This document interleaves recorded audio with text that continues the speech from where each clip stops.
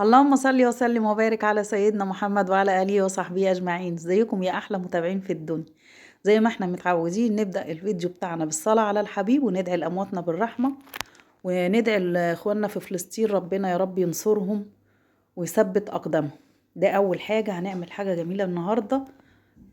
طبعا احنا عارفين الشتاء لازم نعمل حاجة كده تملى البيت خير. أول حاجة ده كيلو دقيق، دي مقادير كيلو دقيق.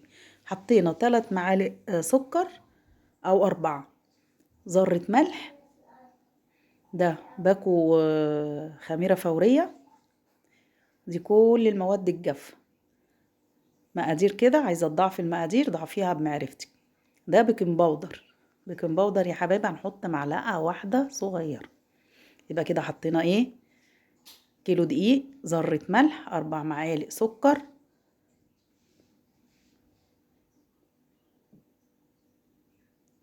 شفتوا كده، ومعلقة بيكنج باودر وذرة ملح، ونقلب. ده السمسم بقى، دول اللي كانوا عندي بقى. عملوا 4 معالق صغيرين، يعني معلقتين كبار تقريبا.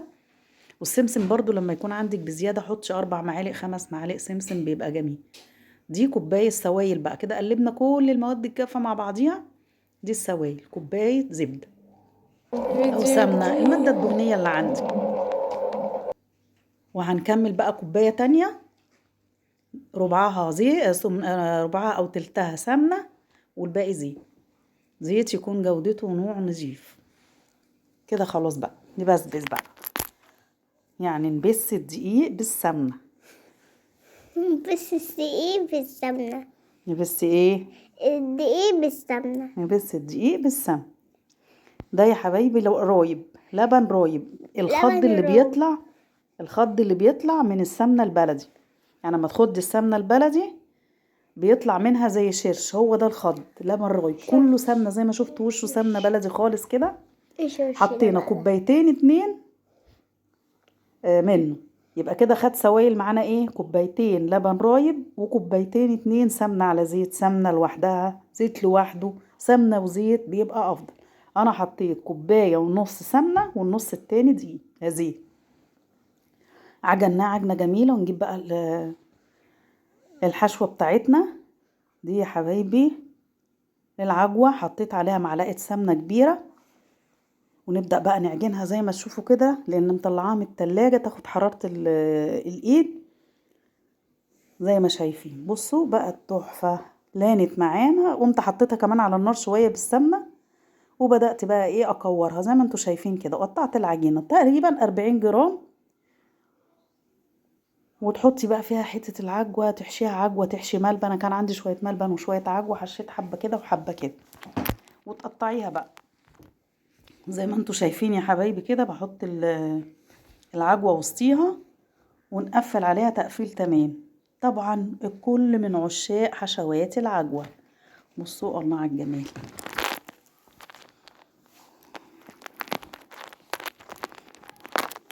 قطعت كله بقى كده. هنشوف اشكال جميلة دلوقتي هنعملها. نخلص كل اللي انا قطعته.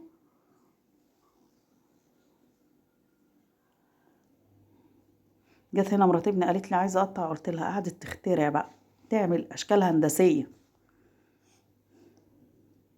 اشتغلها هندسية. هندسيه هندسيه. هندسية. دي كانت عايزه تعملها فيونكه، بس طلعت ملهاش اي علاقه بالفيونكه خالص. في الفيونكة خالص. هتشوفوا دلوقتي ملهاش علاقه بالفيونكه، طب ملهاش ما علاقه نشوف يلا. استني يا كوكو. السما اللي بتعمل السما دي. قلت لها هاتي بقى واوعي لما اخلص، عشان احنا كده ده كيلو دقيق وقعد معانا اكتر من كيلو اللازم. دي أكتر من اللازم. ده شكل تاني.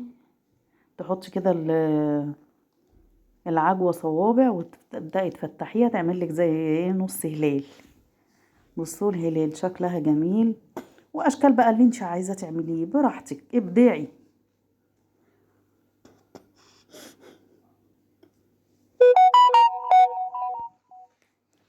بالعجلة بتاعت البيتزا، واللي انت نفسك فيه اي اشكال. بصراحة احنا عملنا اشكال جميلة. دي كده قالت لي انا هعمل الضفيرة، قلت لها اعملي. دي كده وردة.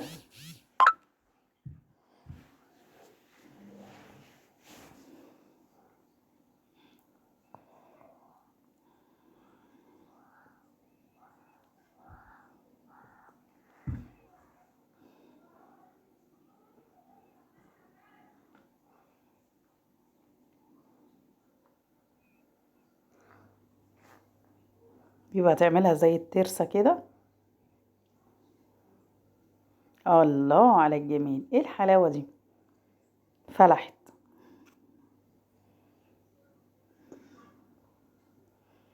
تحطي غطا الازازة كده في النص عشان يعرف يحددلك، وابدأي تمسكي كل جنب قطعتيه تعمليه زي الوردية، شكلها جميل برضه.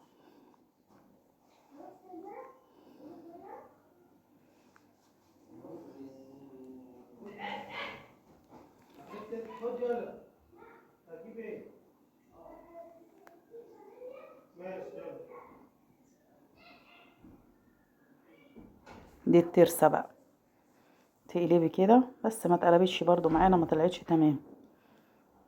يلا بصراحة يعني انقذت معايا، عشان كده انا معجنتش الا كيلو واحد.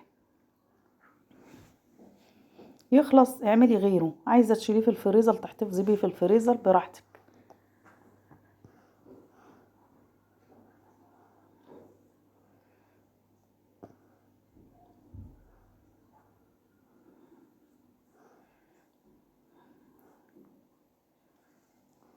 ده شكل تاني برضو.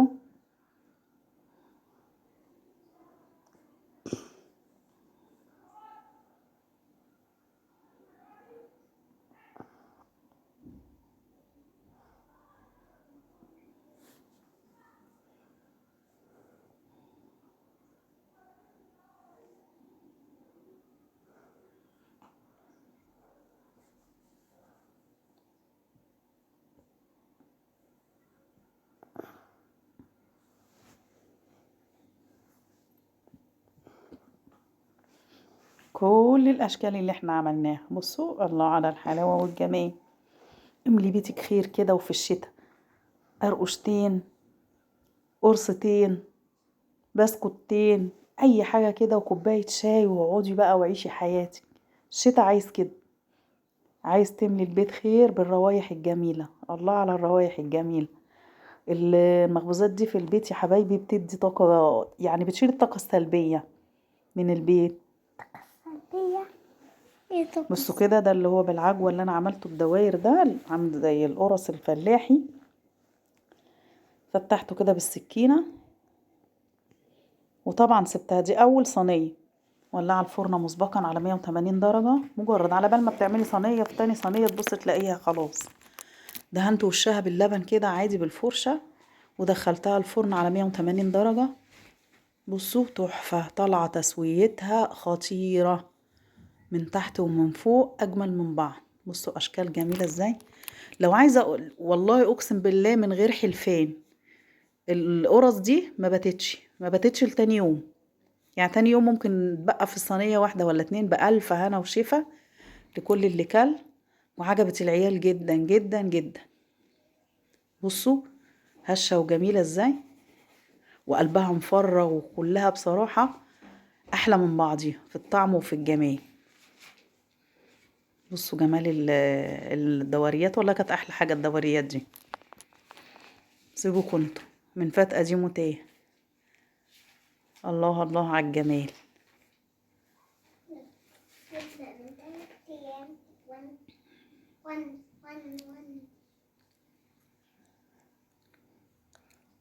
رصيتهم كده في الصينية زي ما انتوا شايفين.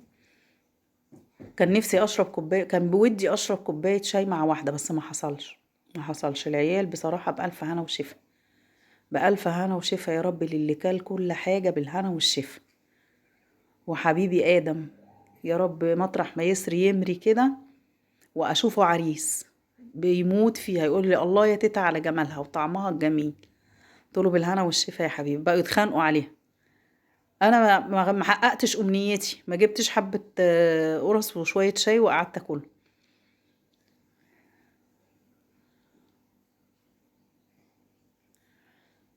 بصوا على جمالها.